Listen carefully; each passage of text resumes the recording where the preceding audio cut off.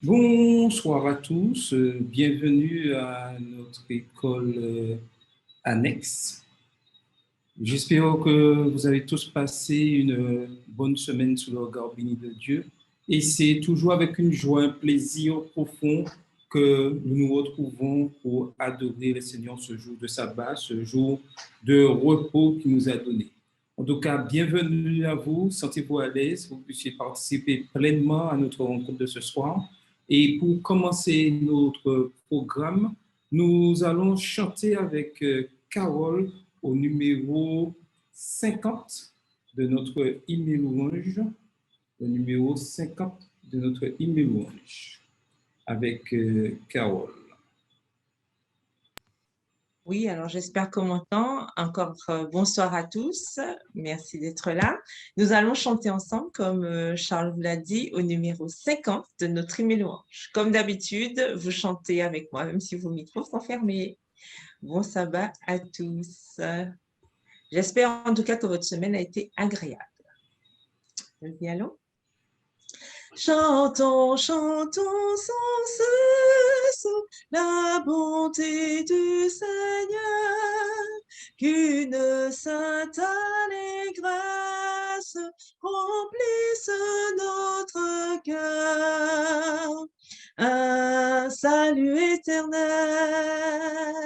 est descendu du ciel. Nous avons un sauveur, nous avons un sauveur. Au bonheur ineffable, Dieu n'est plus irrité. Il pardonne aux coupables, contre lui révoltés. Vous portez nos forfaits, pour sceller notre paix. Jésus s'est présenté, Jésus s'est présenté. Vers le trône de grâce, si nous levons les yeux, nous rencontrons la face d'un sauveur glorieux. Il est notre avocat, pour les siens il combat, toujours victorieux, toujours victorieux. Pour diriger la voie de tous ces rachetés, dans le cœur il envoie ses célestes clartés. Son esprit nous conduit, sa grâce nous instruit, des saintes vérités, des saintes vérités. Bientôt vêtu de gloire, du ciel il reviendra, consommant sa victoire, il nous affranchira. Et son heureux enfant, avec lui triomphant, tel qu'il est le verra, tel qu'il est le verra. Merci à tous, à tout à l'heure. Merci Carole. Et maintenant, nous allons prier avec Madeleine pour la prière. Éternel notre Père, nous te remercions pour ton amour. Nous te remercions pour cette semaine que nous avons passée. Elle a été bonne pour certains, moins bonne pour d'autres. Mais dans ton immense amour, tu nous as conservé le souffle de vie et nous te sommes reconnaissants. Merci Seigneur pour ce saint sabbat qui s'ouvre, jour d'adoration, un jour de repos Seigneur, où nos labeurs sont mis de côté Seigneur. afin de pouvoir jouir pleinement de la journée que tu nous donnes, journée de délices et de bienfaits. Tendre Père Céleste, nous sommes réunis en petits groupes pour l'étude de ta parole. Que tu sois avec Charles, que tu sois avec chaque personne connectée, Seigneur, afin que nous puissions nous édifier mutuellement, Seigneur, et écouter attentivement ta parole et les mettre en pratique, Seigneur. Merci pour tout ce que tu as fait pour nous. Pardonne de nos fautes, Seigneur, et permets, Seigneur, que nous puissions passer un agréable moment sous ta divine protection. Je t'ai prié dans le doux nom de Jésus pour ta divine et sainte gloire. Amen. Amen. Merci Madeleine. Donc maintenant, nous allons passer au moment d'instruction du manuel d'église. Nous avons commencé depuis le début cette formation et aujourd'hui, nous verrons la deuxième partie du chapitre organisation et autorité. Et nous verrons en ce soir l'organisation de l'Église aujourd'hui. La semaine dernière, nous avons vu l'organisation, comment le peuple d'Israël était organisé. Nous avons vu aussi comment l'Église primitive elle-même était organisée. Et aujourd'hui, nous verrons combien il est important d'avoir comment se compose cette organisation aujourd'hui. Et nous verrons comment l'Église adventiste du 7e jour est constituée. Donc, l'Église adventiste a adopté un système de gouvernement représentatif qui reconnaît que les membres sont dépositaires de l'autorité, laquelle est exprimée par des représentants dûment élus à chaque niveau organisationnel. La responsabilité exécutive étant déléguée au corps et dirigeants représentatifs en vue de l'administration de l'Église à chacun de ces niveaux distincts. Le manuel d'Église applique ce principe de représentation au fonctionnement des églises locales. Les questions de représentation dans les organisations ayant le statut de mission sont définies par les règles de fonctionnement et dans les organisations ayant le statut de fédération par leur constitution et leur règlement.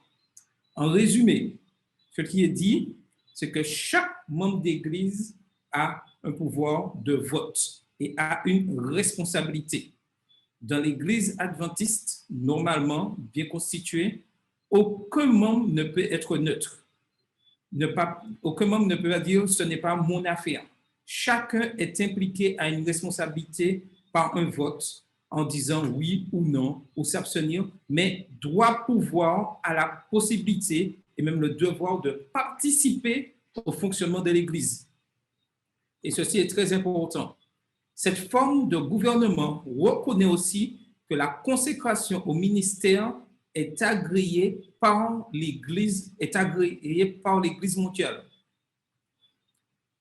Chaque membre de l'Église adventiste dispose d'une voix dans le choix des membres des dirigeants au niveau local. L'Église mondiale nomme les présidents des fédérations, des délégués choisis par celle-ci. Alors, sur le thème de l'Église, c'est parler de fédération, mais plus précisément, on voulait parler de divisions qui sont nommées par le président de division, sont nommés par les présidents. Des délégués choisis par celle-ci nomment les présidents des unions de fédération et des délégués choisis par les unions élisent les membres dirigeants de la conférence générale. Il y a une hiérarchie. Ainsi, chaque union, chaque fédération, chaque église, chaque membre directement ou par ses représentants dispose d'une voix pour élire les hommes qui porteront les principales responsabilités de la conférence générale. C'est extrait du témoignage pour l'Église, volume 3, page 285. C'est-à-dire que personne, aucun dirigeant de l'Église adventiste du 7e jour est nommé par lui-même, décide par lui-même, je suis président. Non, ce n'est pas comme ça l'Église fonctionne. Chaque membre a un pouvoir de vote qui va nommer des délégués à chaque niveau, fédération, les délégués de fédération vont nommer des délégués à l'union, des délégués de l'union, délégués à la division, et les délégués de division vont se retrouver pour nommer à la conférence générale. Mais ce sont toujours des membres d'église qui ont ce pouvoir de vote de nommer telle personne pour choisir telle autre personne. personne dans l'Église adventiste du 7e jour, même au plus petit niveau, on dirait l'Église locale, ne peut se nommer lui-même. Je ne peux pas décider de moi-même être responsable d'un département. C'est l'Église, par ses membres, qui me propose, qui me nomme à tel poste. Et ceci, c'est une règle qui a été établie au niveau de l'Église adventiste du 7e jour. L'actuel système organisationnel de l'Église est issu de la compréhension théologique en constant développement, qu'elle a de sa mission, de la croissance du nombre de ses membres et de son expansion géographique. On peut faire remonter ses origines à 1863, quand les délégués des fédérations se rencontrèrent pour mettre en place la conférence générale des adventistes du 7e jour. L'Église comporte plusieurs échelons organisationnels qui vont du croyant individuellement à la structure mondiale de l'œuvre. Les membres de chacun de ces échelons convoquent des séances de travail périodiques appelées assemblée générale ou sessions. Les sessions d'une église sont généralement appelées réunions administratives. Alors, à la réunion administrative est voté, je dirais, le programme de l'église, les propositions de l'église qui ont été faites pour que les membres d'église puissent voter. Exemple, s'il y a des travaux à faire au sein de la communauté, c'est lors de cette réunion administrative que les membres d'église se prononcent sur ces travaux. Et ainsi de suite, assemblée générale, session des fédérations, des unions et des divisions, tout se fait toujours par un comité et par un vote pour pouvoir être accepté. Dans la structure de l'Église adventiste, aucune organisation ne décide de son statut, pas plus qu'elle ne peut fonctionner comme si elle était libre de toute obligation envers la grande famille ecclésiale, au-delà de son périmètre propre.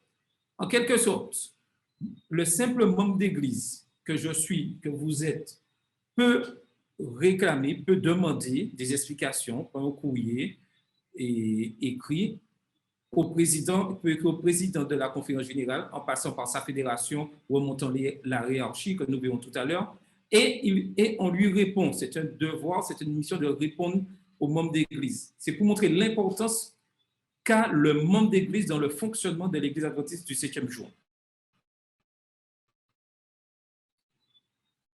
On voit l'organigramme de l'organisation ecclésiale. Le premier niveau, et le plus souvent on pense que c'est le niveau le plus bas parce que c'est comme ça dans la structure, mais le premier niveau, le plus important au niveau du fonctionnement de l'Église adventiste du 7e jour, c'est l'Église locale. Le groupe de monde, c'est le groupe de monde situé en lieu donné et qui a été accordé par les mandants d'une fédération, réunion, session, le titre d'officiel d'église. Je prends par exemple l'église d'Oreb. L'église d'Oreb a été nommée dans sa constitution en tant qu'église, de fonctionnement église, dans les années 1950-1952, où il y a eu l'église de l'église d'Oreb précisément, mais en tant qu'église, dans les années 1950, l'église d'Oreb a été constituée par la fédération, qui était pas fédération, mais une mission, en tant qu'église, c'est-à-dire qu'un fonctionnement avec des membres pouvant faire une église. En général, une église, au minimum, est constituée d'une trentaine de membres. Et c'est la fédération réunie qui décide qu'il y a telle église, il y a tel de membres qui peuvent former une église. Donc, chaque membre, je prends les cas d'église web, chaque membre a un droit de vote, de participer aux réunions administratives, de participer aux nominations, de participer aux décisions importantes de l'église, et ils ont ce droit de vote, chaque membre.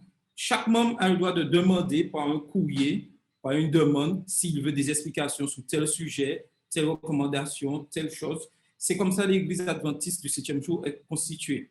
Et il est important aujourd'hui que chacun puisse comprendre l'importance de son rôle. Et si aujourd'hui, certaines églises, il y a des dysfonctionnements, c'est que les membres ont perdu le sens de leur responsabilité au sein de l'église locale. Et ce n'est pas par hasard qu'on met en premier l'église locale parce que c'est la base, je dirais, du fonctionnement de l'église mondiale adventiste du 7e jour. S'il n'y a pas d'église locale, il n'y a pas de conférence générale des églises adventistes du 7e jour. Tout ça, c'est pour montrer l'importance de l'église locale. C'est très important et le fondement de l'église adventiste du 7e jour se base sur l'église locale, le fonctionnement des églises locales. Si les églises locales ne fonctionnent pas bien, la fédération ne peut pas fonctionner bien, l'union ne peut pas fonctionner bien, la division ne peut pas fonctionner bien. Tout est la base. Et une église fonctionne par rapport à ses membres. C'est pour ça que j'insiste, il est important que nous soyons fidèles dans la mission que Dieu nous a donnée et fidèles à, je dirais, à la réponse que nous avons répondu, oui, lors de notre baptême, oui, nous voulons servir l'Éternel dans tout ce que nous faisons. Donc, en deuxième lieu se trouve la fédération, les fédérations locales. C'est un groupe d'églises situé dans les limites d'une aire géographique déterminée auquel a été accordé par un acte d'un comité exécutif de la division siégeant en milieu ou en fin d'année ou par un conseil de division en réunion, le titre officiel de fédération. Mission ou champ adventiste du 7e jour. Alors, fédération, la Martinique, c'est une fédération, c'est la fédération adventiste de la Martinique qui est composée d'environ 70 églises et groupes et dont le président a été nommé dernièrement, c'est le pasteur Taylor Lambert. Donc, et les églises de Martinique se trouvent dans cette fédération-là. Donc, pour des endroits où il y a moins d'églises, on utilise le terme mission. Exemple, la Guyane française est une mission, ou champ adventiste du 7e jour, c'est la même chose, une mission. Et la mission, elle, est plus dirigée par l'Union. C'est l'Union qui est la responsable de la mission. Mais la fédération, les fédérations sont autonomes, comme la Martinique, pour prendre des décisions au niveau des églises, du fonctionnement. Et pareil, chaque membre a la possibilité, s'il a des questions, s'il veut une explication dans la bienséance, pouvoir envoyer un courrier, faire une demande au niveau des responsables, au niveau de la Fédération adventiste de la Martinique. Donc, il est important que nous puissions comprendre ceci. Et comme je le disais, au sein, toujours dans la fraternité des fédérations et des missions, c'est toujours ensemble que l'on travaille. La fédération ne peut pas travailler tout seul, le président de la fédération ne peut pas travailler tout seul, son équipe, les administrateurs ne peuvent pas travailler tout seul. C'est ensemble que nous travaillons pour faire avancer la mission. En troisième lieu se trouve l'union, l'union d'églises. L'union des églises, groupe d'églises situés dans la limite d'une aire géographique un peu plus grande que la fédération. Et la fédération de la Martinique fait partie de l'union des Antilles françaises, des Antilles et Guyane françaises, composée de la Guadeloupe, Martinique et la Guyane. Alors, la Guadeloupe, c'est une fédération comme la Martinique, et la Guyane, c'est une mission. Donc, il y a chacun a son président. Guadeloupe, et en Guyane, le président, c'est pasteur Tony Gély, qui est président de la mission. Donc, ensemble, ces deux fédérations et cette mission forment l'Union des Antilles Guyane françaises, dont le président est le pasteur Eddie Michel Carper. Donc, tout ceci, l'Union composée, comme je disais, d'une aire géographique déterminée, auquel a été accordé par une session de la conférence générale le titre officiel d'Union d'église, avec la qualité soit de fédération, soit de mission, pareil dans le fonctionnement des choses. Donc, cette union fonctionne avec cette fédération et c'est pareil, les membres, chaque membre a cette possibilité parce que le président de l'union est nommé par des délégués qui ont été nommés, ce sont des hommes qui ont été nommés dès le départ par les membres d'église qui ont nommé une personne et ensuite, ainsi de suite. En quatrième lieu, se trouve, on parle de l'union fédération, groupe de fédération, bien géographique, auquel a été accordé le titre. Donc, on parle d'une fédération et aussi le terme division apparaît. Et la Martinique, l'Union des Antilles Guyane françaises, fait partie de la division interaméricaine, l'une des plus grosses divisions de la conférence générale. Il est important de savoir qu'il y a 13 divisions, et la division interaméricaine, c'est l'une des plus grandes divisions. Donc, elle est vraiment très grande. Elle compose toute la Caraïbe et tous les pays d'Amérique centrale, y compris le Venezuela, qui est plus dans le sud, mais fait partie de cette véritable division. Et le président de cette division, c'est le pasteur Élie Henry, qui est d'origine haïtienne et qui parle français couramment. Et en dernier lieu se trouve la conférence générale avec cette division, comme je le disais, les 13 divisions qui la composent.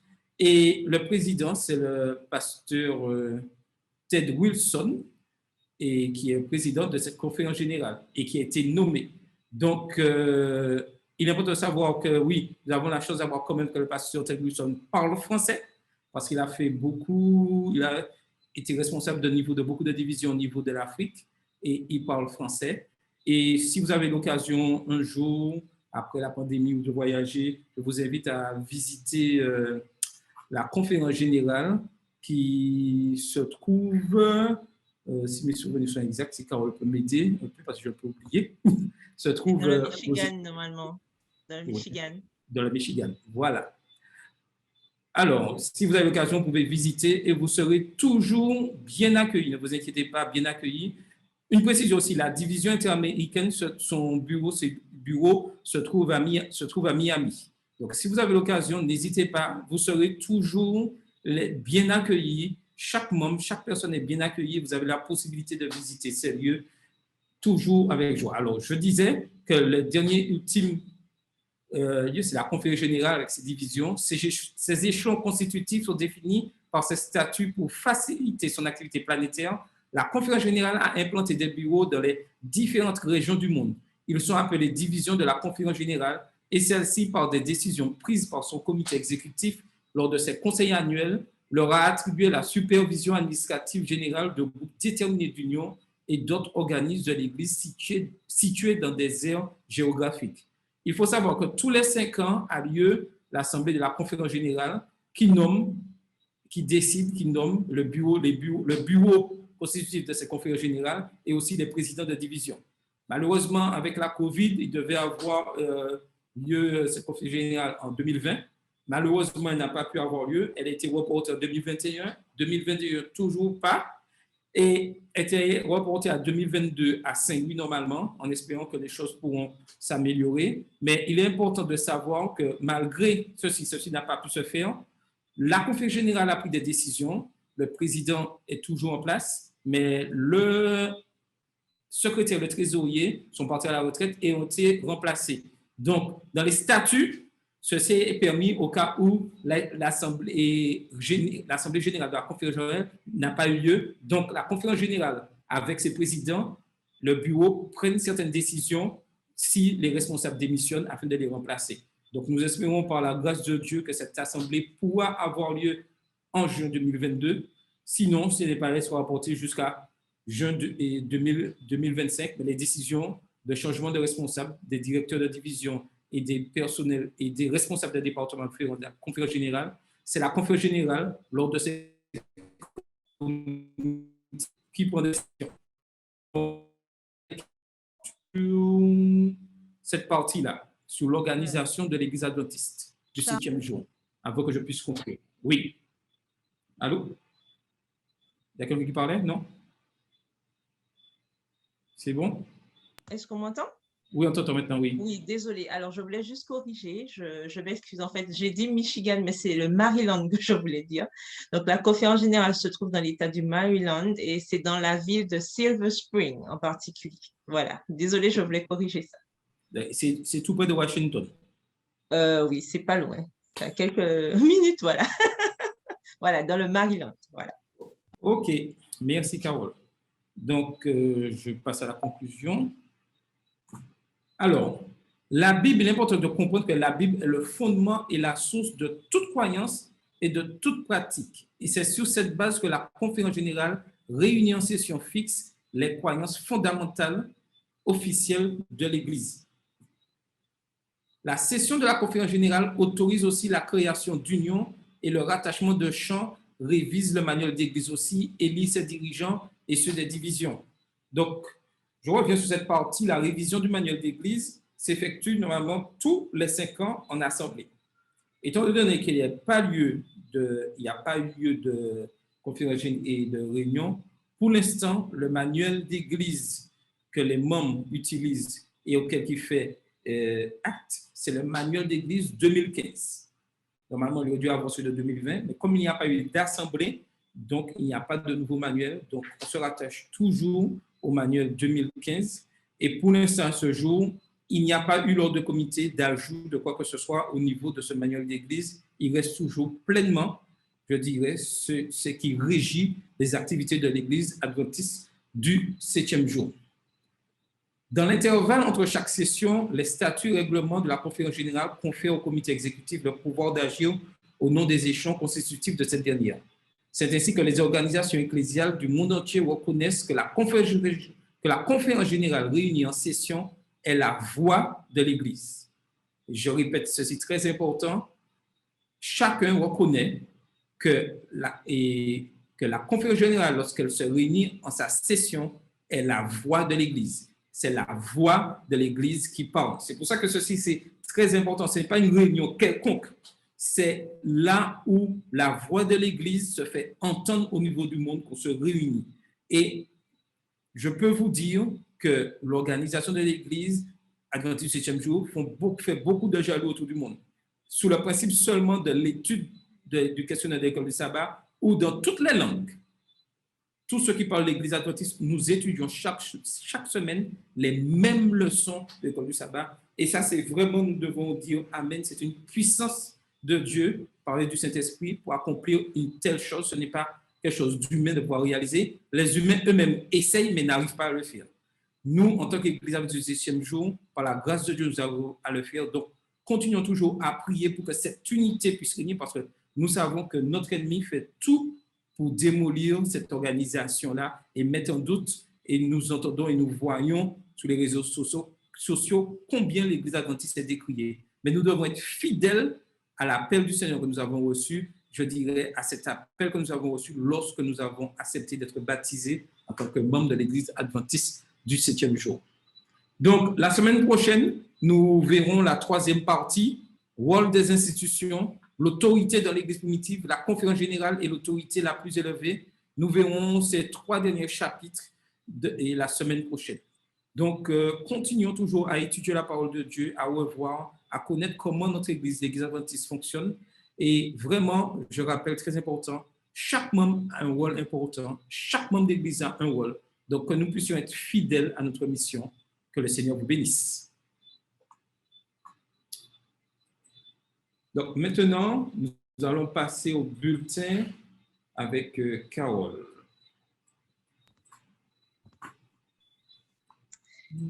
Voilà, donc je vous salue à nouveau. Ce soir, le bulletin a pour titre « Entouré d'amour » et c'est l'histoire de Chanel Draper qui a 24 ans. Je rappelle aussi que nous sommes toujours dans la division nord-américaine. Alors, elle nous rapporte qu'elle a grandi avec sa famille dans une petite ville, mais elle voyait toujours l'alcoolisme, la drogue et la violence presque tous les jours. C'était courant. Elle se souvient même avoir vu des gens installer des clôtures autour des écoles, mais malgré ça, l'alcool, la drogue, la violence rentraient dans les salles de classe. Donc, les gangs ont commencé à se battre, à faire entrer de la drogue, de l'alcool aussi. Enfin, cela ne se passait pas très bien. Et pourtant, c'était un collège. Parfois, le fait de rentrer même chez elle à pied, nous dit-elle, de l'arrêt du bus à chez elle, c'était déjà un danger pour elle. Donc, c'est probablement pour cette raison que sa mère et sa tante ont décidé qu'elle devait changer d'école et ils ont décidé de la mettre dans une école privée. Donc, le premier choix de sa maman a été porté sur une école privée qui se trouvait dans l'État américain du Nouveau-Mexique. Mais malheureusement, Chanel a été mise sur liste d'attente. Donc, elles ont encore cherché une autre école, au Nouveau-Mexique toujours. Mais elle n'a pas pu y aller parce que cette école n'avait pas d'internat. Donc, elle devait y rester. Il y avait que la journée, il n'y avait pas d'internat pour qu'elle puisse rester. Donc, c'était trop loin de chez elle, elle n'a pas pu y aller. Finalement, sa mère a vu que certains de ses proches et puis il y a d'autres enfants avaient été inscrits à l'école adventiste Old Brook, dont on a déjà parlé, en Arizona. Donc, l'école se trouvait à une certaine distance de la maison, mais sa mère et sa tante ont décidé que ce serait beaucoup mieux pour elle. Elle est rentrée donc à Old Brook en classe de 3e en août 2010. Au début, elle nous dit que c'était assez difficile pour elle, bien qu'elle soit habituée à faire ses affaires. Hein, elle savait faire sa lessive, nettoyer sa chambre, et elle savait aussi prendre soin d'elle. Mais c'était quand même difficile pour elle d'être loin de sa famille. Donc, la seule chose à laquelle elle n'était pas préparée, c'était par contre le cours de Bible. Elle avait été à l'église plusieurs fois avec ses tantes qui l'avaient emmenée à différents programmes. Et elle avait même été au cours biblique de vacances. Par contre, elle nous dit qu'elle ne savait pas lire la Bible. Elle ne savait pas comment faire. Et à Holbrook, c'était assez gênant quand même de ne pas savoir lire la Bible parce que c'était une école chrétienne. Mais peu à peu, elle nous dit, elle a commencé à apprendre à connaître Jésus et à comprendre comment il agissait dans nos vies. Elle a donc donné son cœur à Jésus. Excellente nouvelle. Mais 4 ans plus tard, quand elle a obtenu son diplôme à l'école indienne de Holbrook, elle a été à l'université pendant 2 ans uniquement et ensuite, elle est passée à autre chose. Et elle nous dit que sa vie était tellement trépidante, elle avait une vie très active, donc elle a perdu de vue Jésus, elle a cessé d'être adventiste, enfin, elle a mis tout ça derrière elle. Et un jour, alors qu'elle était dans ses petites affaires, elle rendait visite à un ami au Texas et elle a appris que sa tante, qui était comme une mère pour elle, hein, était tombée malade et allait souvent à l'hôpital de Phoenix en Arizona. Donc, le jour de son anniversaire, elle a pris un vol du Texas vers l'Arizona pour faire une surprise à sa tante. Elle nous dit qu'elle a passé un moment avec elle avant qu'elle ne décède quelques jours plus tard. Après la mort de sa tante, elle s'est enfuie de chez elle et elle est retournée au Texas. Mais elle nous dit qu'elle n'était pas heureuse du tout. Lorsqu'un ami de Holbrook lui a informé qu'il y avait un poste qui était vacant à l'école, elle a sauté sur l'occasion. Et à son retour, elle a travaillé en étroite collaboration, il nous dit, avec les enfants. Et l'année suivante, l'école lui a demandé de devenir la coordonnatrice des bourses d'études. Son retour à Holbrook, elle nous dit, lui a changé la vie. Ça a changé sa façon de voir et à bien des égards, elle a été vraiment fascinée de voir comment elle avait été entourée d'amour. Et elle nous dit qu'il y a 3 ans, notre offrande, l'offrande du 13e sabbat qui avait été versée, avait permis de créer un nouveau centre de sport et de santé appelé New Life Center à l'école indienne adventiste du 7e jour de Holbrook. Et l'offrande de ce trimestre, elle nous rappelle, aidera à terminer la 2e phase du centre où l'école abordera des problèmes tels que les taux élevés d'obésité, de maladies cardiaques, de diabète, de dépression et de suicide chez les enfants et les jeunes amérindiens. Dans la partie culturelle cette semaine, on nous apprend que si vous coupez un cactus en Arizona, vous risquez 25 ans de prison. Le cactus saguaro peut atteindre 15 mètres de haut, mais sa croissance est très lente et il peut vivre jusqu'à 200 ans.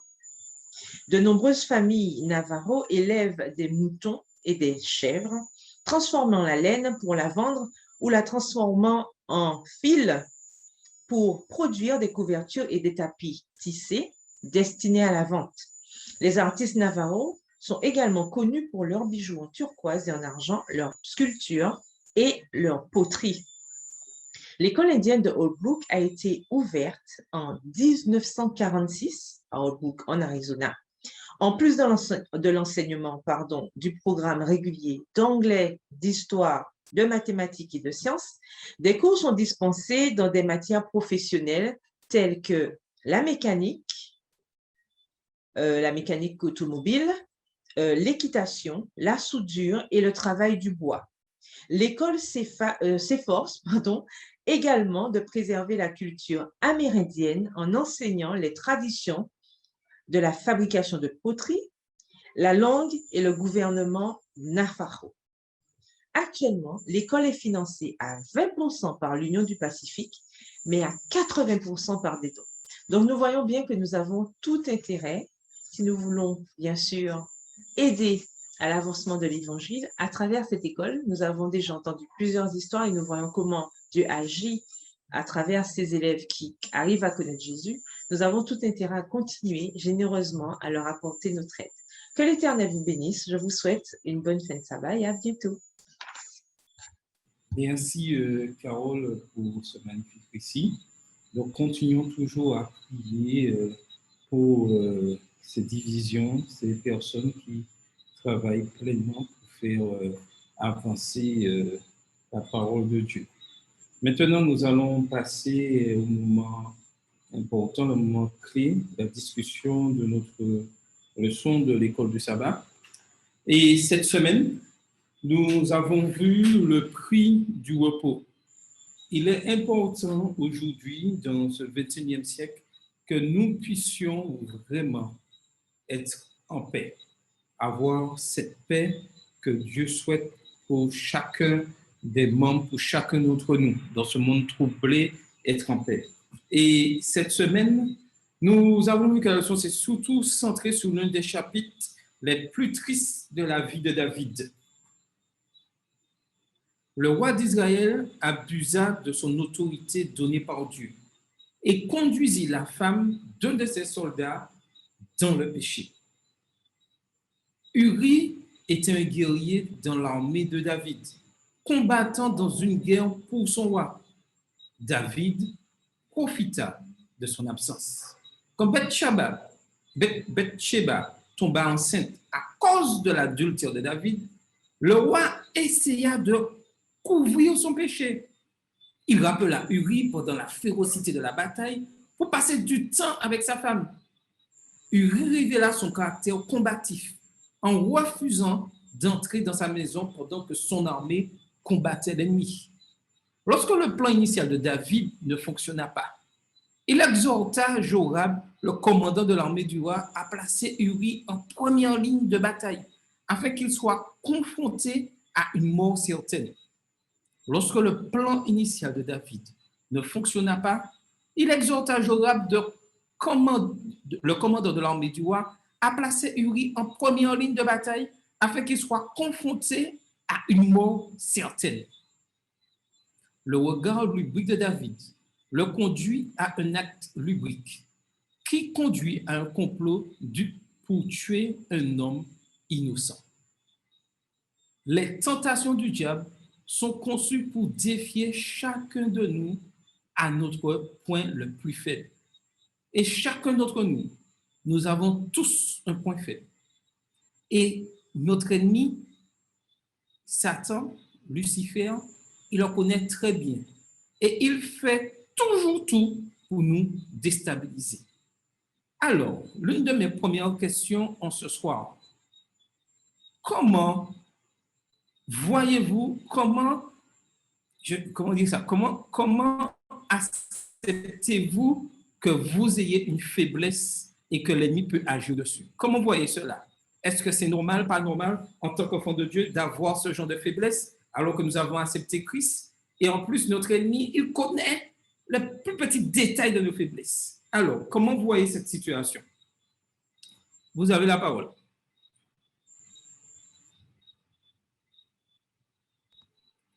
Alors, je vais commencer en espérant que les autres prendront aussi la parole.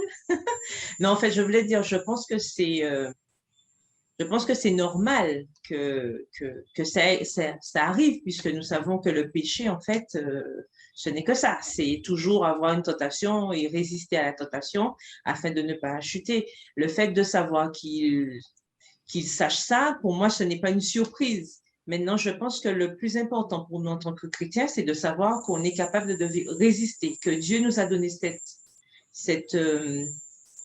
comment dire ça, c'est pas le mot force, mais en tout cas, voilà, la capacité. Dieu nous a donné la capacité de résister et nous devons nous appuyer dessus. Parce qu'il nous dit bien, je crois que c'est dans Jacques, soumettez-vous donc à Dieu, résistez au diable et il fuira loin de vous.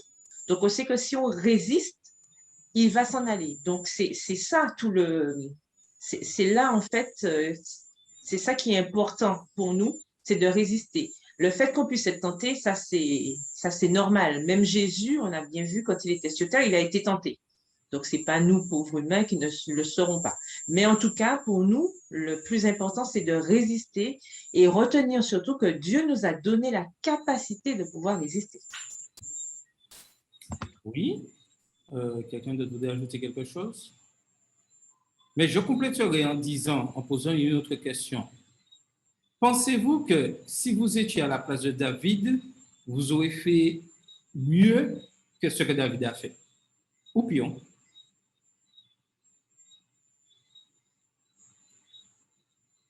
Alors, qui voudrait répondre à cette question? Est-ce qu'on aurait fait mieux ou pire que David? En tout cas, oui. Il ne faut pas que les autres hésitent à parler quand même, mais en tout cas, on peut pas savoir, puisque comme on dit, c'est au pied du mur qu'on va l'ouvrier. Bon, c'est vrai qu'en tant que femme, bon, nous ne sommes pas David non plus, mais je veux dire que, en fait, peut-être que David aussi, à un moment donné, s'est mis dans une position, enfin, je veux dire que quand on sait où le bas blesse, quand on connaît, parce qu'on se connaît quand même un peu, quand on sait que si on suit telle voie, ça va certainement nous emmener trop loin, peut-être qu'il faut éviter de se mettre dans des positions où on pourrait déraper et on ne va plus pouvoir contrôler. Puisque peut-être que s'il était resté dans son lit, même s'il n'arrivait pas à dormir, on peut imaginer que s'il était resté dans son lit, peut-être qu'il n'aurait pas eu cette vision qu'il a finalement qui a eu de telles conséquences.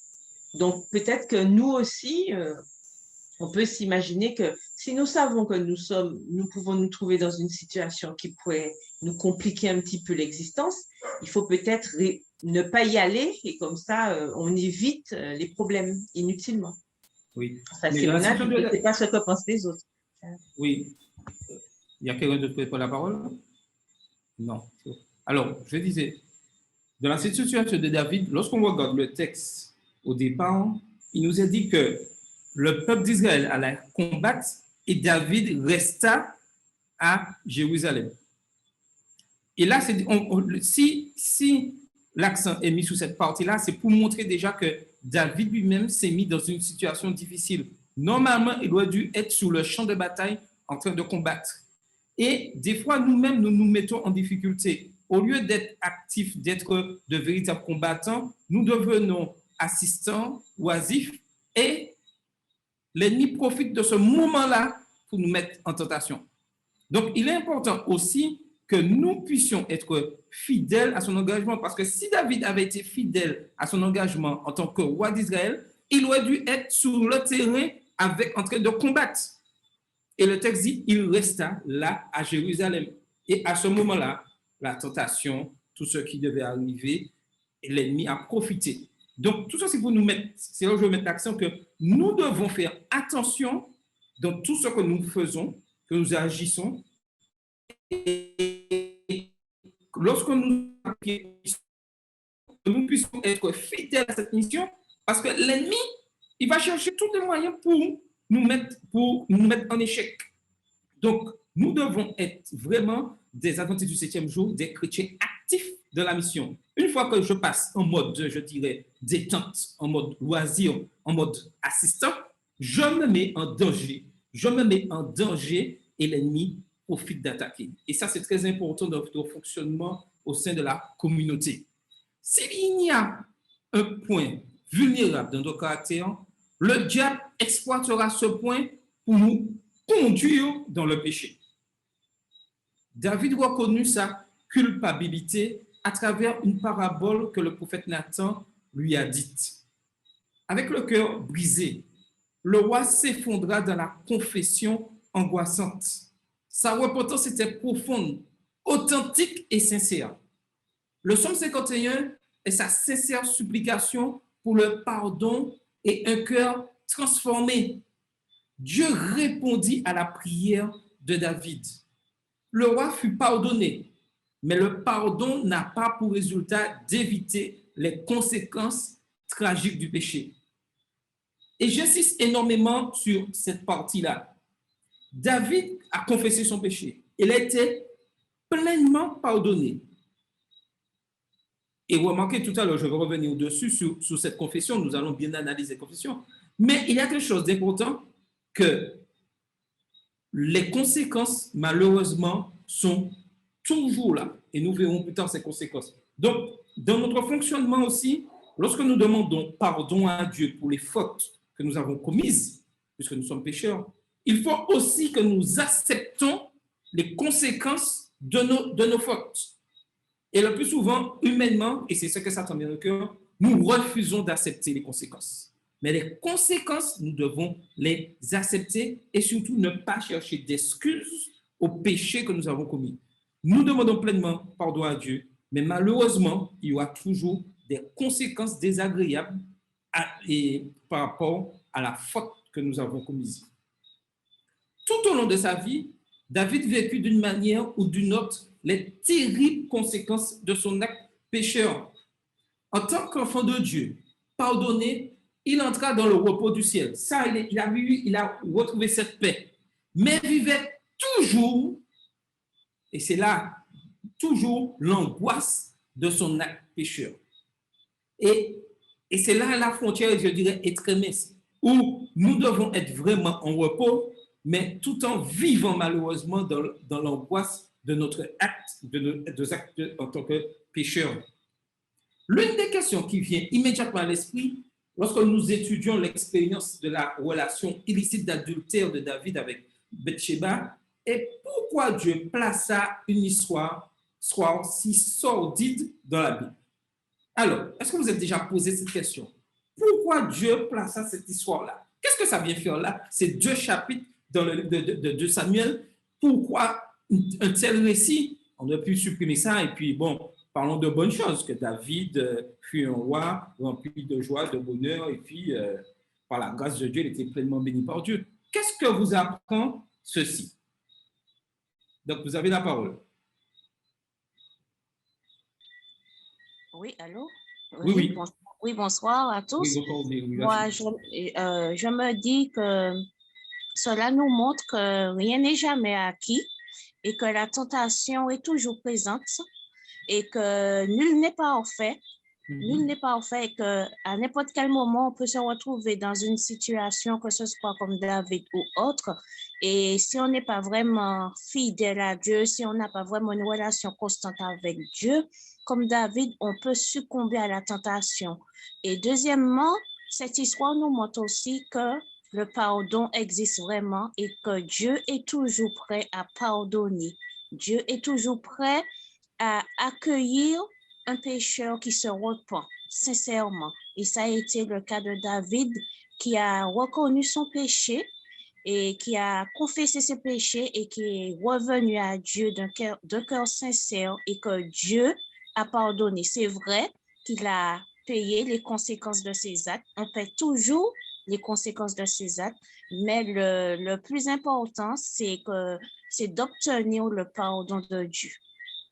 Ok, très bien. Quelqu'un voudrait ajouter quelque chose? En tout cas, j'ajouterais quelque chose de très important. Hein. Quel que soit le péché et que la personne vient sincèrement demander pardon, Dieu pardonne. Alors, la question se posait, qui suis-je en temps de l'Église? Qui suis-je? Oui? Quelqu'un voudrait parler? Je vois un micro ouvert. Non, on n'entend pas. Donc, je disais, qui suis-je lorsqu'un membre demande pardon pour une faute, pour refuser ce pardon? Nous, Dieu est prêt à pardonner tout le monde. Et le plus souvent, ce qui met en difficulté dans nos communautés, c'est que moi, je refuse de pardonner certaines personnes pour certaines fautes. Il faut que nous puissions aussi apprendre à pardonner, car c'est ainsi que l'Église de Dieu peut avancer. Oui, Carole? Oui, je voulais ajouter à ce que tu disais, alors je suis d'accord avec ce que Odile disait aussi, mais par rapport à ce que tu dis aussi par rapport au comportement dans la communauté, il y a aussi souvent le fait, et tu as mis l'accent dessus, c'est important, le mot conséquence. Souvent aussi, c'est ce qui fait défaut. En fait, on fait des bêtises, mais on ne veut pas porter les conséquences. Et souvent, ce sont les conséquences qui mènent à la dissension, qui mènent au problème, puisque en dehors du fait que peut-être qu'il n'y a personne qui revient là-dessus, etc., mais on n'aime pas les conséquences. C'est-à-dire, par exemple, on a parlé de l'organisation de l'Église et tout, nous savons qu'il y a une partie disciplinaire au niveau de l'Église. Souvent, on se rend compte que, par exemple, lorsque les gens savent qu'il y aura réunion administrative et il y aura de la discipline, personne ne vient. Enfin, il y a moins de personnes présentes parce qu'on estime que, oui, ben, c'est un jugement, qu'on va prendre une décision sur quelque chose, alors que non. C'est-à-dire que, en tant qu'enfant de Dieu, l'Éternel nous a donné aussi cette capacité. Je parlais de capacité tout à l'heure, j'en ai déjà parlé, mais à savoir la différence entre le bien et le mal. Lorsqu'on vient comme ça et qu'on veut montrer en fait, la communauté, ou que Dieu, puisque nous croyons que c'est Dieu qui a mis en place, que l'Église donc est basée sur la parole de Dieu, que l'Éternel inspire des hommes pour mettre en place des choses. Et lorsqu'il s'agit pour nous de prendre des décisions, on est toujours à faire marche arrière puisqu'on se dit oui, ah, ça c'est un jugement, mais ça n'a rien à voir avec un jugement. C'est-à-dire que lorsque nous disons, tout comme Nathan, quand il est venu voir David, on a vu qu'il a expliqué à David des choses. David a reconnu qu'il avait fait une bêtise. Souvent, ce qui arrive dans nos communautés, les gens font des bêtises mais ne reconnaissent pas. On ne veut pas reconnaître qu'on a fait une bêtise, ou alors qu'est-ce qu'on dit? Ah oui, il n'y a pas d'amour dans l'Église, etc. Non, il faut savoir que tout péché a une conséquence. Et le titre de la leçon de cette semaine, c'est vraiment, pour moi, c'est un titre qui marque parce qu'on a le prix du repos, en fait. Quel a été le prix du pardon de David? C'est ça. Oh, Dieu l'a pardonné. Dieu est toujours prêt à nous pardonner, certes, mais il faut savoir que par derrière, il y aura toujours des conséquences. On a l'exemple de Jésus lui-même.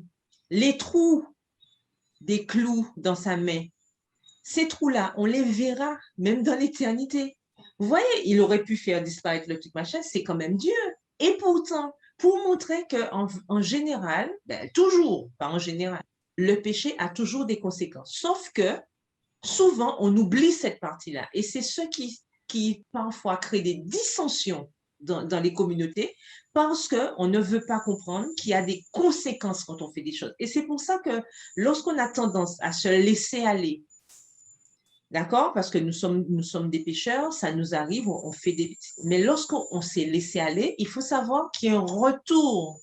Il y a un retour. Et souvent, c'est le retour qui pose problème. Et ça crée beaucoup de difficultés parce qu'on met ça tout de suite sur le dos de « Ah oui, il n'y a pas d'amour. Si on m'aimait, on n'aurait pas fait ci. » Alors que ça n'a rien à voir. Dieu, il a dit que David, c'était l'homme selon son cœur.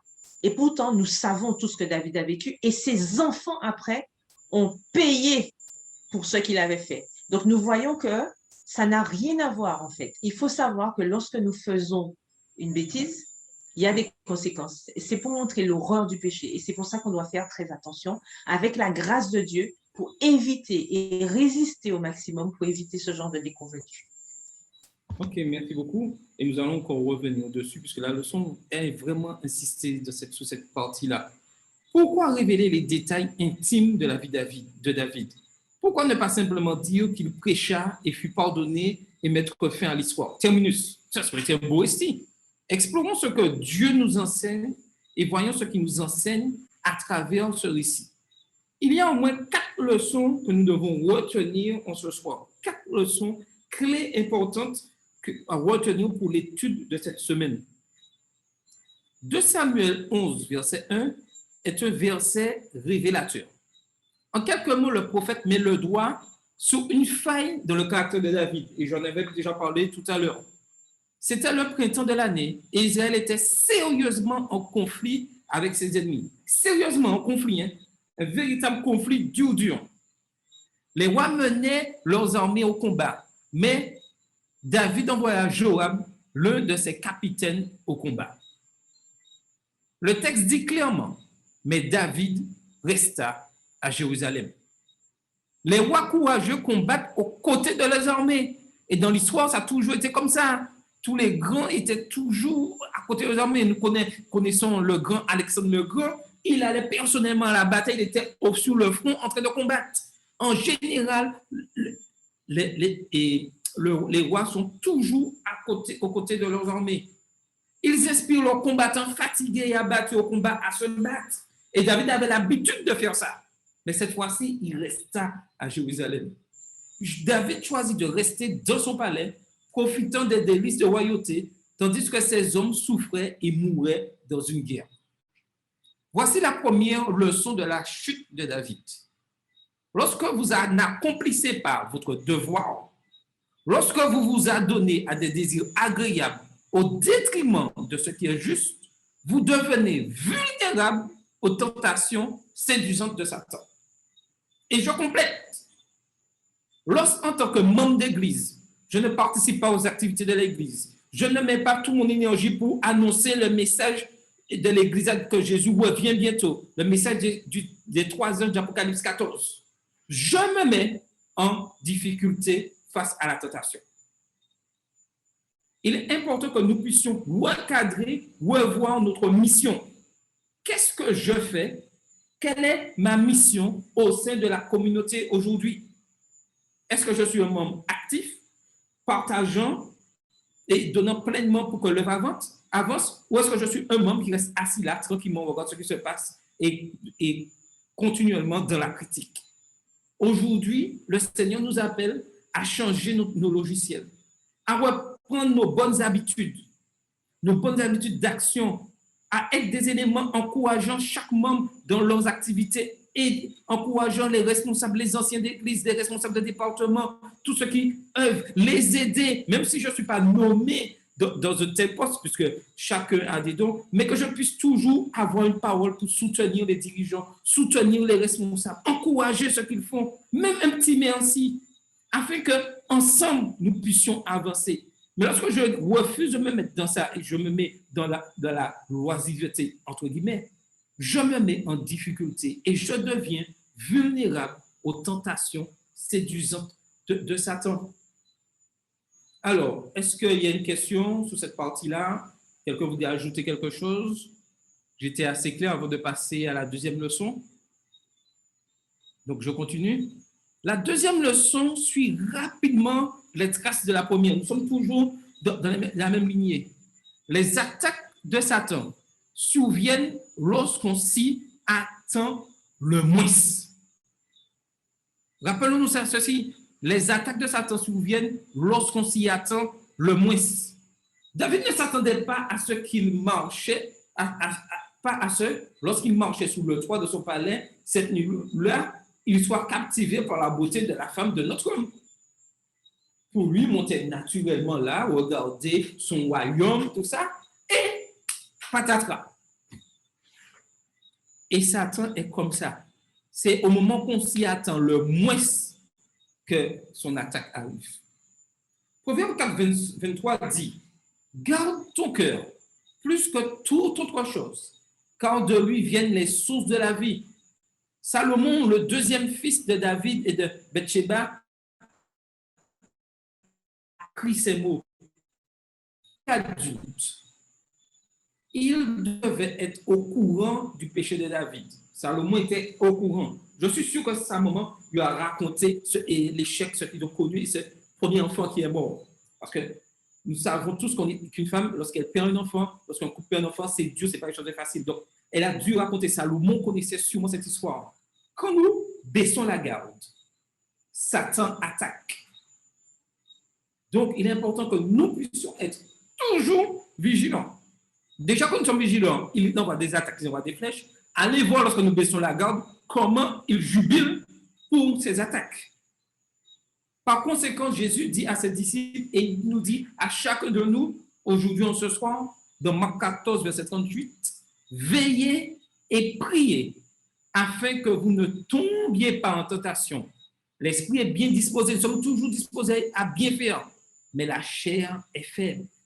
Tant d'hommes responsables, tant de dirigeants malheureusement qui sont tombés, qui sont partis dans l'hérésie, qui ont laissé tomber l'Église.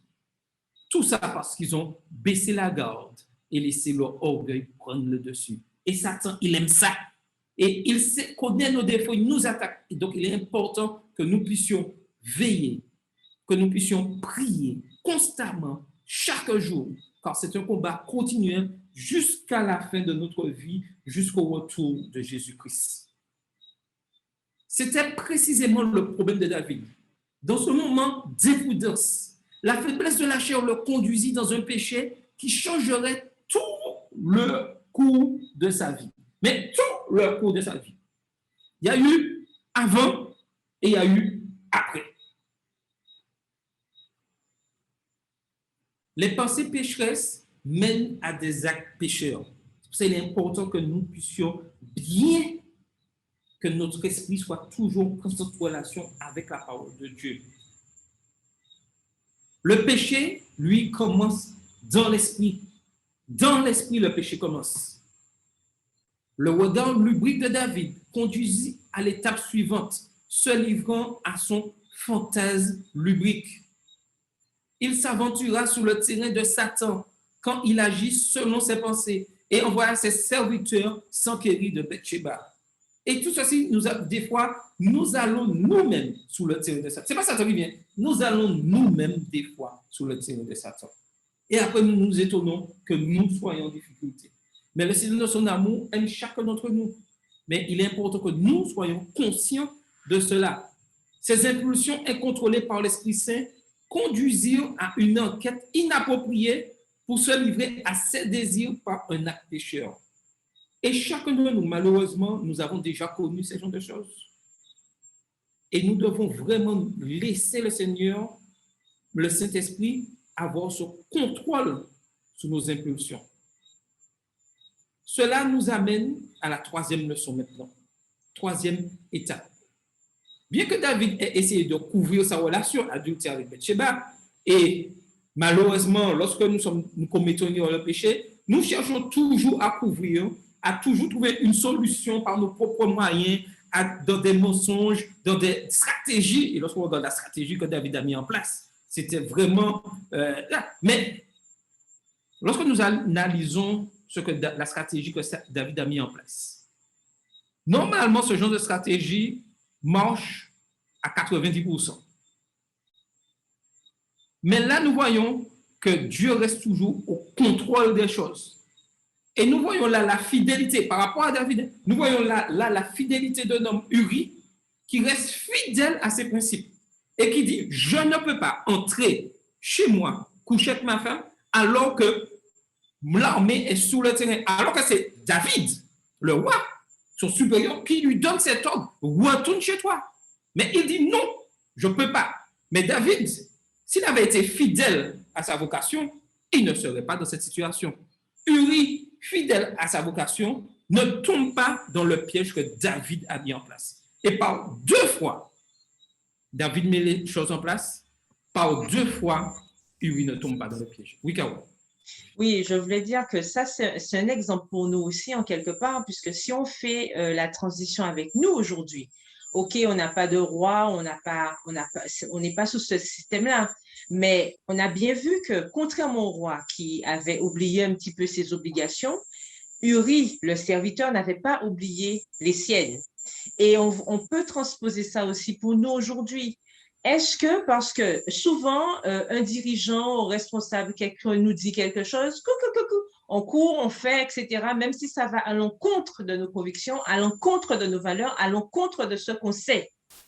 Parce que c'est un dirigeant, parce que c'est le pasteur, parce que c'est l'ancien, parce que c'est ceci, on pense qu'il faut obéir, les yeux fermés, ne rien dire, etc. Alors que là, on a un exemple avec Uri. Malgré le fait que le roi lui ait dit quelque chose, il reste fidèle à ses principes.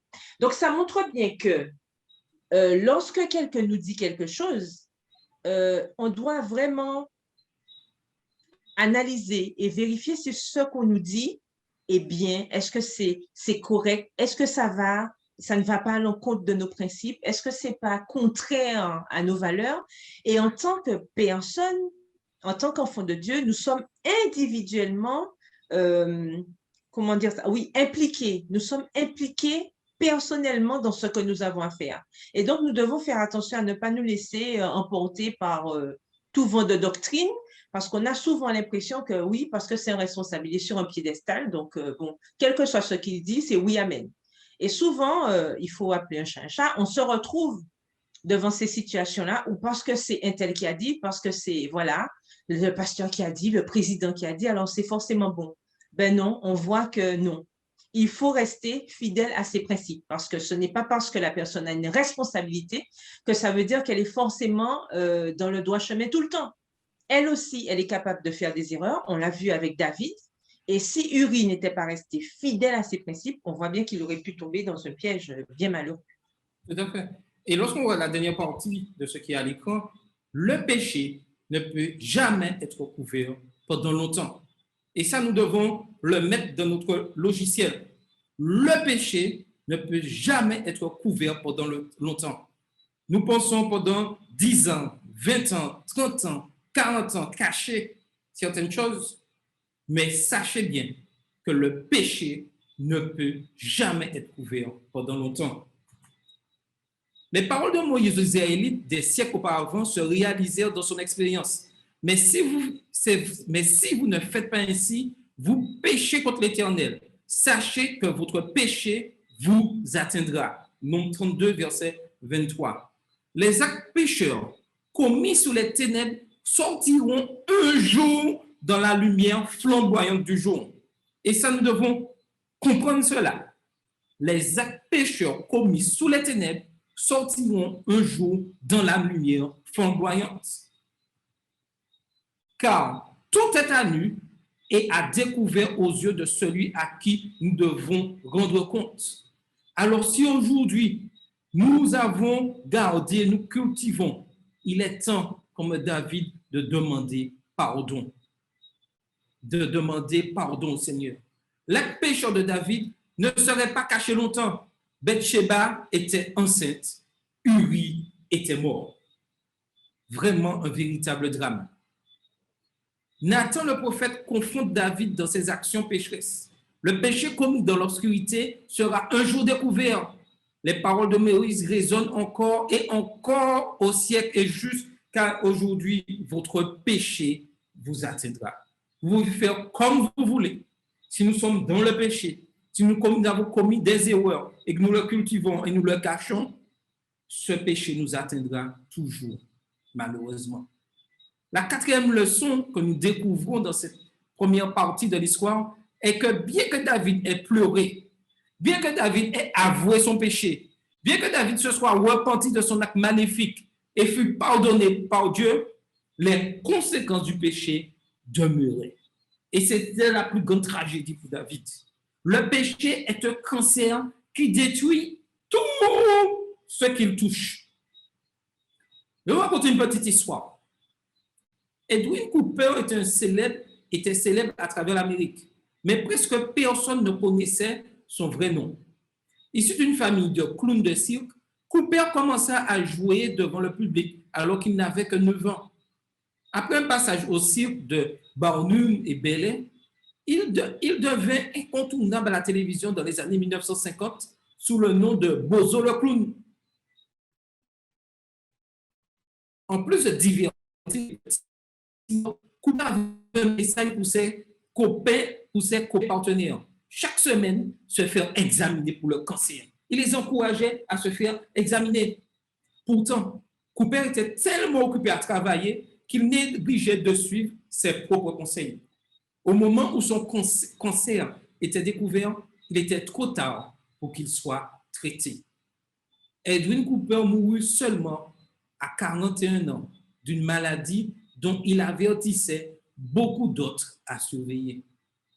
Le péché est beaucoup plus mortel que le cancer, le plus agressif et le plus malin. Le péché tue et détruit tout ce qu'il touche. De la chute d'Adam dans le jardin d'Éden jusqu'à présent, le péché ne prend pas de prisonnier. C'est le but derrière tout ce que Satan fait. Jésus dit, le voleur ne vient que pour dérober et égorger et détruire. Et c'est le but de Satan. Dérober, égorger et détruire. Et sa mission, c'est derrière l'Église, derrière chaque monde fidèle, dérober, égorger et détruire. Le péché de David eut des conséquences mortelles, mais vraiment des conséquences mortelles, le péché de David. Les résultats du péché de David sont visibles tout au long de sa vie et dans sa propre famille. L'enfant qu'il avait avec Bathsheba, à la suite de son adultère, tomba malade et mourut. Son fils Amnon viola sa demi-sœur Tamar et la souilla. 2 ans plus tard, Absalom, le frère de Tamar, en colère, fit assassiner Amnon. La vie de David était remplie de chagrin, de tristesse et de déception. Absalom, le 3e fils de David, dont la mère était Maaka, était un grand favori de son père. Beau, ouvert, aventureux, charmant, il conquit le cœur d'Israël. Finalement, il se rebella contre le leadership de David et il fut tué. au combat. Final, futur au combat. Le cœur de David était brisé. Le péché, comme un cancer, tourmenta toute sa vie. Bien qu'il fût pardonné par Dieu, les conséquences du péché reposaient lourdement sur lui. Il avait ces conséquences-là. Est-ce que vous voyez les choses? L'une des plus grandes leçons de cette histoire est que le péché a des conséquences tragiques. Et nous devons bien comprendre cela. Le péché a des conséquences tragiques. Pourtant, malgré les conséquences du péché, Dieu est toujours prêt. Je répète bien, Dieu est toujours prêt à pardonner et à reconstruire notre vie. Et ça, amen, c'est vraiment, nous devons remercier Dieu pour cela. Malgré tout ce que nous avons fait, malgré toutes les choses, malgré toutes les difficultés que nous vivons par rapport au péché que nous avons, il est prêt à pardonner et à reconstruire nos vies. L'une des prières les plus puissantes de toute la Bible se trouve dans le psaume 51. Et nous allons analyser ce psaume, donc prendre le temps, 5 minutes pour analyser ce psaume. Et j'invite chacun à pouvoir analyser cette chose en même temps que nous voyons ce texte. Le psaume 51 est un appel sincère de David au pardon après son péché contre Bathsheba. Et Dieu nous appelle à vraiment aujourd'hui à demander pardon pour tous les péchés, pour les péchés de la commune. Nous connaissons là où nous avons nos faiblesses. En lisant la prière, nous sommes immédiatement frappés par l'authenticité de la confession de David. Il est douloureusement honnête. Et j'insiste sur cette partie. Nous devons être honnêtes dans la confession lorsque nous confessons nos péchés envers Dieu. Nous devons être honnêtes. Il ne fait aucune excuse pour son péché. Il ne cherche aucune excuse. Il ne dit pas oui, mais elle ne devait pas être là. Mais qu'est-ce qu'elle faisait là, Seigneur? Et nous avons le plus souvent, malheureusement, cette attitude lorsque nous commettons un péché, que ce péché éclate, disant ah mais non, mais si le frère n'avait pas parlé comme ça, s'il n'avait pas fait ci, ah mais si c'est... Nous ne devons faire aucune excuse pour nos péchés. Et ça, c'est très important. Nous ne devons pas chercher d'excuses. Et David n'a cherché aucune excuse. Il fait appel à Dieu pour la miséricorde, le pardon et la restauration selon la faveur de Dieu. Et c'est ce que Dieu nous demande hier. Ce sont de puissants indicateurs des motivations de David et cela-ci doit être des puissants indicateurs dans nos motivations lorsque nous demandons pardon. Il prie, viens prier, aie pitié de moi, efface mes transgressions. Et c'est ce que nous devons demander au Seigneur. Aie pitié de moi, efface mes transgressions. Ensuite, lave-moi, purifie-moi, viens laver, viens purifier. Lave-moi, purifie-moi. Je reconnais mes transgressions et mon péché est constamment devant toi, Seigneur. Purifie-moi, lave-moi. 2 verbes importants dans la supplication. Annonce-moi l'allégresse et la joie. Une fois que j'ai senti ce pardon, Seigneur, annonce-moi l'allégresse et la joie. Oh Dieu, crée en moi un cœur pur. Ne me rejette pas loin de ta face. Rends-moi la joie de ton salut. En lisant la prière de David, nous pouvons presque entendre ses sincères supplications. Nos cœurs sont touchés par sa confession sincère. Et durant toute la semaine, nous avons vu ça. Et je reste persuadé que ceci nous a touchés. La bonne nouvelle est que Dieu honore un cœur brisé et contrit. Amen. Et ça, c'est quelque chose de vraiment magnifique, de savoir que Dieu honore toujours un cœur brisé et contrit. Comme Ellen White le dit dans le livre Le meilleur chemin à la page 50, Jésus aime nous voir venir à lui, tels que nous sommes, pécheurs impuissants, dépendants. Nous pouvons aller à lui et nous jeter à ses pieds avec nos faiblesses, nos égarements, nos péchés. Il met sa gloire à nous combler de son amour, à panser nos blessures, à nous purifier de toute impureté. Alors, quelqu'un voudrait-il ajouter quelque chose avant que je puisse passer à la conclusion? Donc, vous avez la parole. Oui, Carole? Alors, je voulais juste Attends, il y a quelqu'un. Il y a Odile avant. Ah, ben, il n'y a pas de souci. Vas-y, Odile. Il y a Odile qui voulait parler. Tu m'entends, Odile? Bon, sinon, vas-y, Carole. Je sais pas si c'est... Ah oui, c'est bon. C'est bon? Ah d'accord, Odile, vas-y.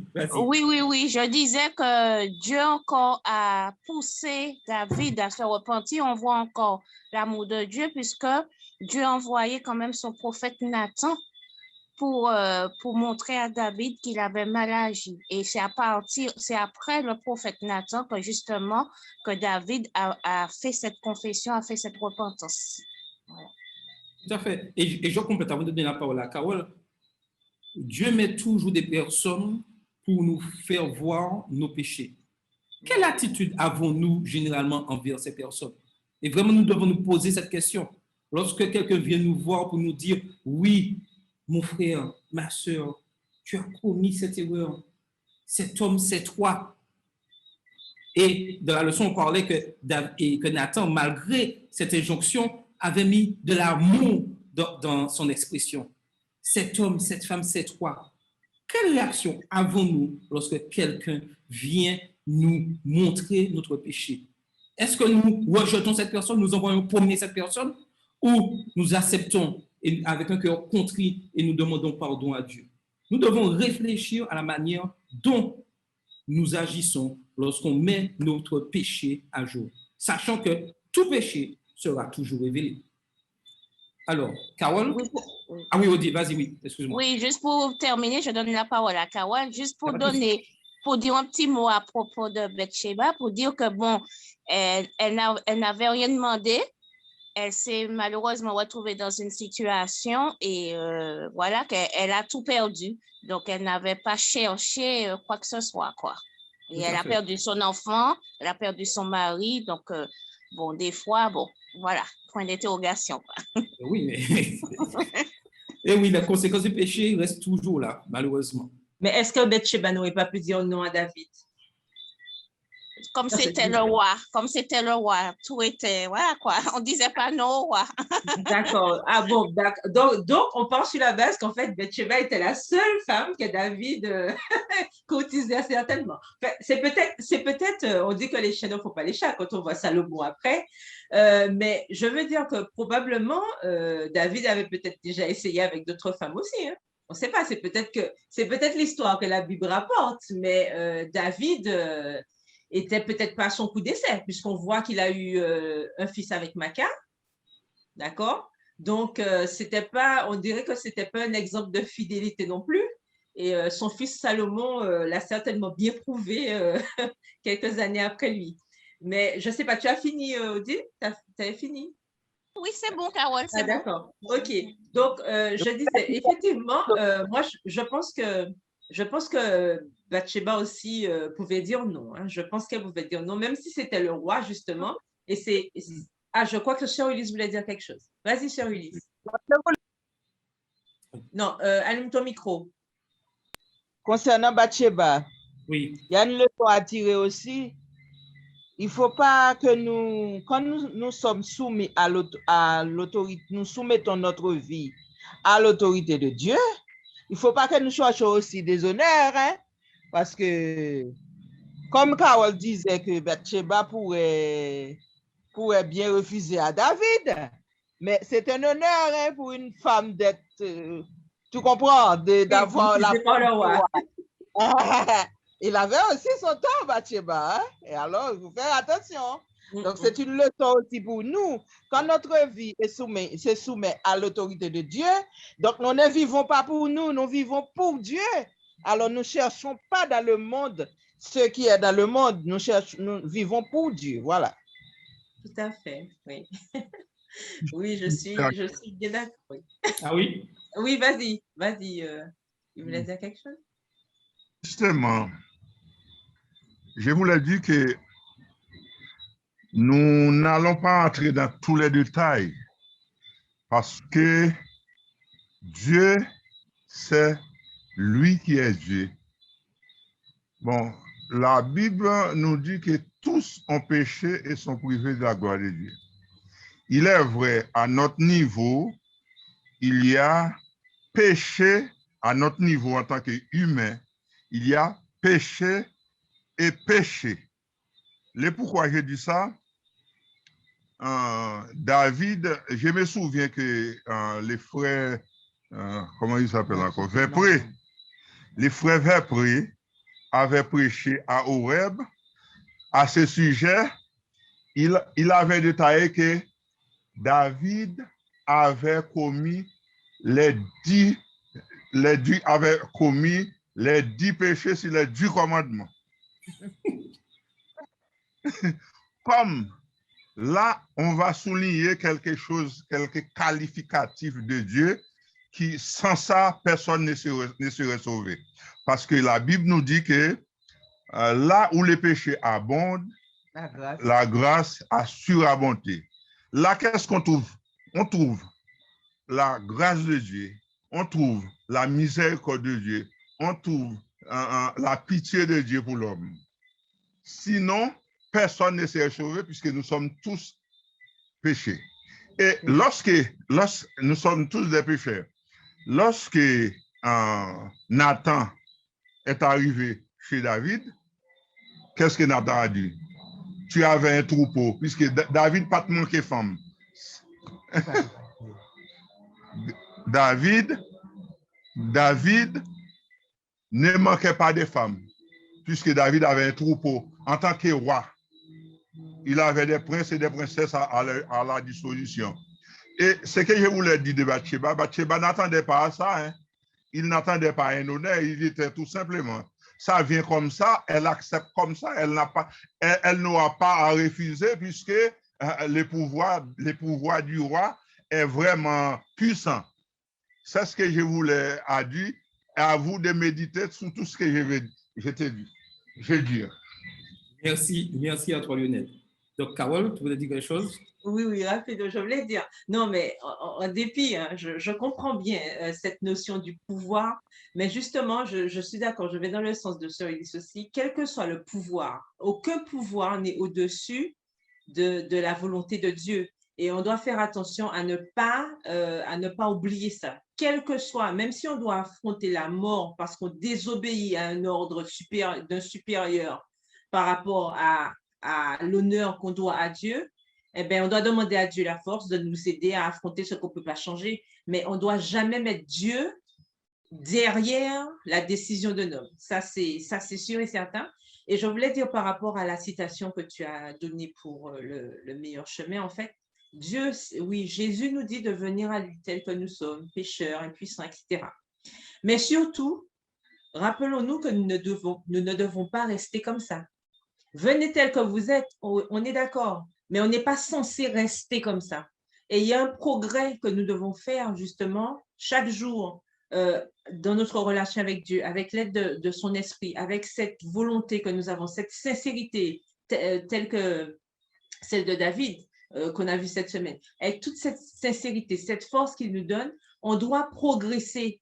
On ne doit pas constamment marcher comme des personnes pénitentes tout le temps. Il faut savoir que oui, nous venons avec notre fardeau à Dieu, mais à un moment donné, le fardeau, il doit s'en aller. On doit progresser, puisque c'est ça notre but en tant que chrétien. On doit progresser, on doit évoluer. Et même si Dieu nous accepte tels que nous sommes, mais lorsque plus nous nous approchons de lui, plus nous étudions sa parole, plus on a une relation intime avec lui, forcément, plus sa gloire resplendit en nous. On a eu l'exemple avec Moïse, on se rappelle, chaque fois que Moïse allait à la rencontre de Dieu, je pense que vous vous rappelez, quand il allait sur le mont Sinaï, lorsqu'il redescendait, qu'est-ce que le peuple voyait? Le peuple voyait que son visage était tellement illuminé parce qu'il avait passé tellement de temps tout près de Dieu, et on voit bien que ce temps-là, tout ça, ça avait un effet sur lui. Ben ça, c'est la même chose pour nous en tant que chrétiens. Plus on a une relation sincère et intime avec Dieu, eh bien, plus les choses vont nous sembler évidentes. Et tout comme on a eu l'exemple avec les amis de Daniel quand ils étaient à Babylone. C'est le roi aussi qui avait demandé de se prosterner devant la statue. Mais qu'est-ce qu'ils ont répondu? Pas question.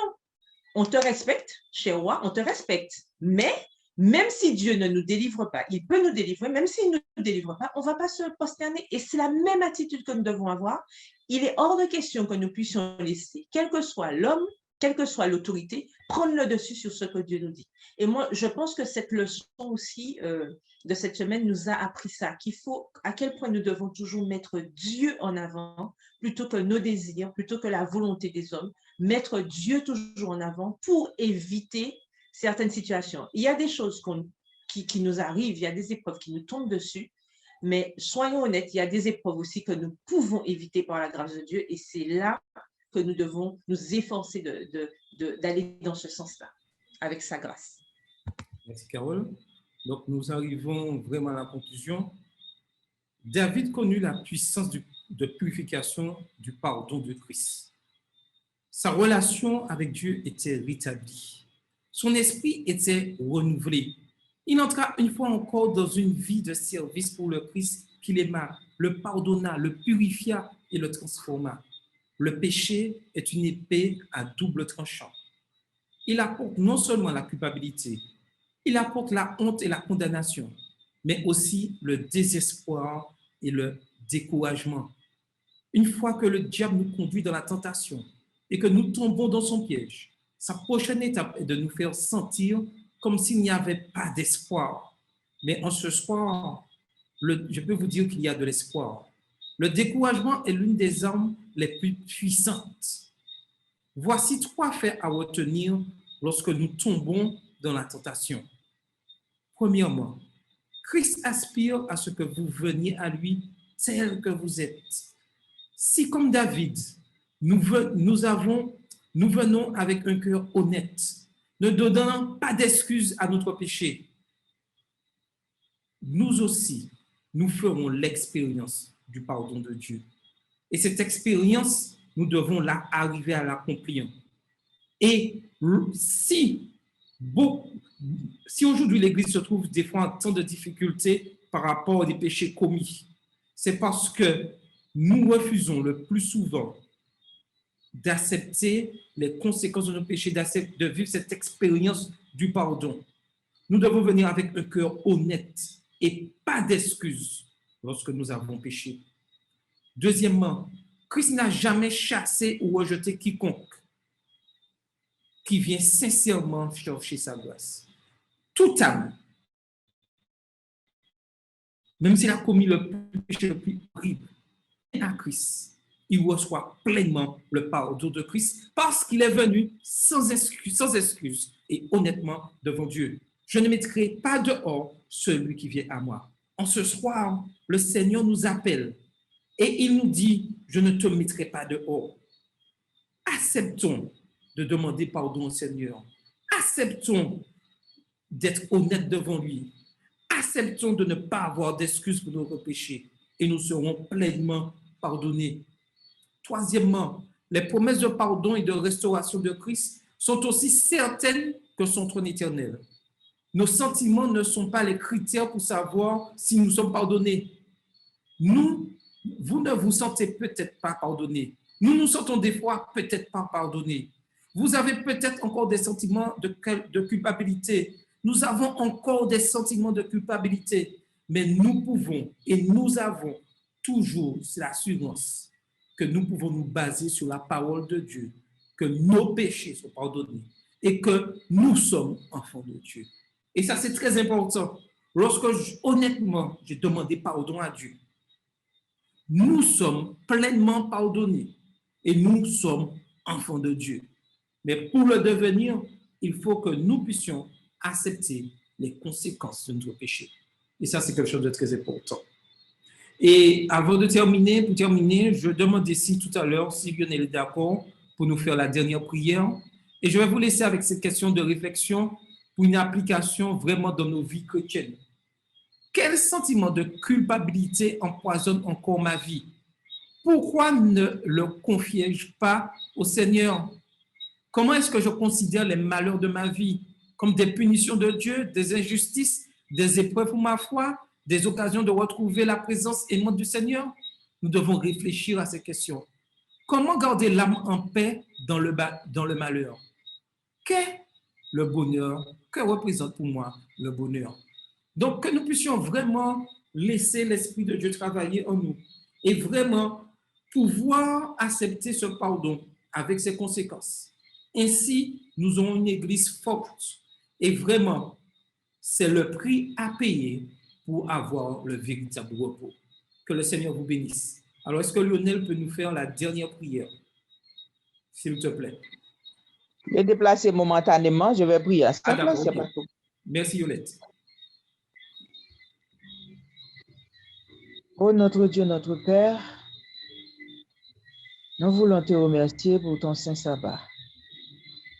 Et nous voulons aussi te remercier, Seigneur, pour ce programme que tu as mis en place pour que nous puissions nous bercer, Seigneur, dans ta parole, dans l'étude que nous avons faite toute la semaine. Et chacun de nous, Seigneur, permet que chacun de nous puisse tirer profit de cette leçon.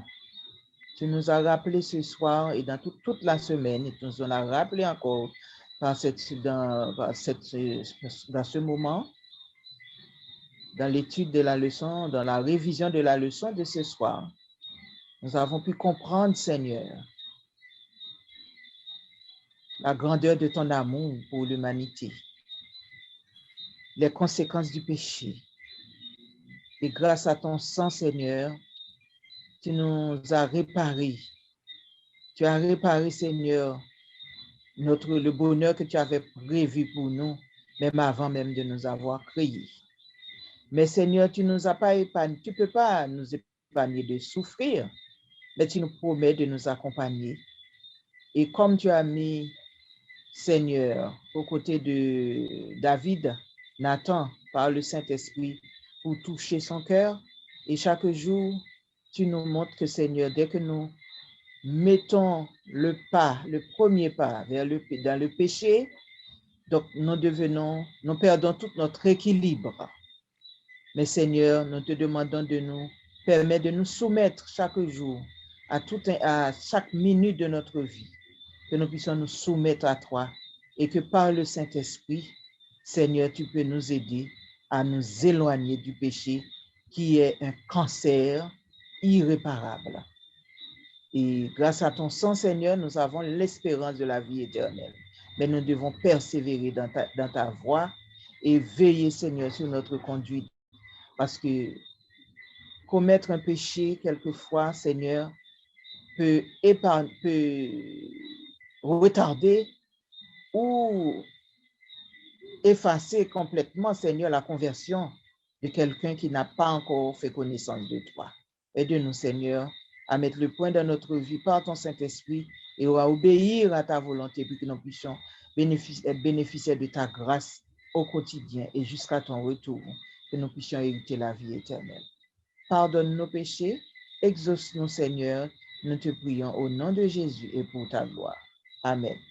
Amen. Merci, Yolette.